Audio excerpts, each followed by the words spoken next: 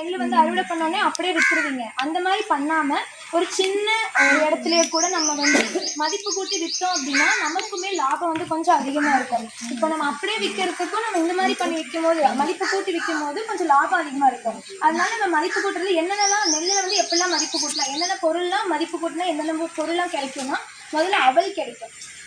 அவளோட main use என்ன அப்படின்னா, முதல்ல அது வந்து நமக்கு வந்து அதில் வந்து கார்போஹைட்ரேட்ஸ் அப்படின்ற சத்து வந்து அதிகமாக இருக்கும். அப்படிங்கும் போது நம்ம சாப்பாடாக சாப்பிட்றதுக்கு பதிலாக நம்ம அவலாக எடுத்துக்கிட்டோம்னா நமக்கு எனர்ஜி கொஞ்சம் ரொம்ப நேரத்துக்கு நீடிச்சு நிற்கும். அதே மாதிரி நம்ம இப்போலாம் அதிகமாக வந்து சுகர் வந்து வருதுல்ல, அந்த சுகரை குறைக்கணுனால இந்த மாதிரி அவல் எடுத்துட்டோம்னா சுகர் கொஞ்சம் கண்ட்ரோல் பண்ணலாம்.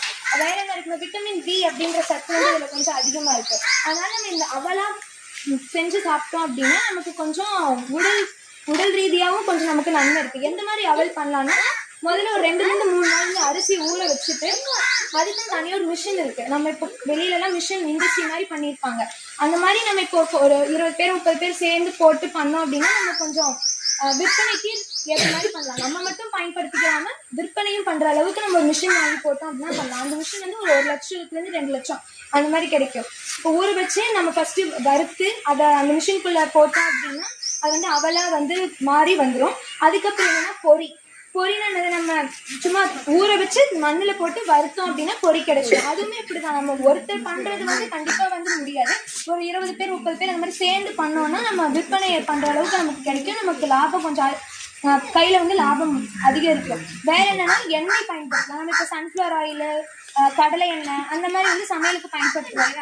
அது மட்டும் இல்லாமல் இந்த ரைஸ் பிரான் ஆயில்னா நெல் தவிட்டு எண்ணெய் அப்படின்னு சொல்லுவாங்க. அந்த எண்ணெயையும் நம்ம சமையலுக்கு பயன்படுத்தலாம். சமையலுக்கு பயன்படுத்தணும் அப்படின்னா அதில் ஒரைஸ்னால் அப்படிங்கிற ஒரு சத்து இருக்குது. அந்த சத்து வந்து என்ன பண்ணும் அப்படின்னா கொழுப்பை வந்து கம்மிப்படுத்தும். நம்ம சாதத்தில் ஏதாவது கொழுப்பு அதிகமாக இருந்துச்சு அப்படின்னா அதை கம்மிப்படுத்தும்.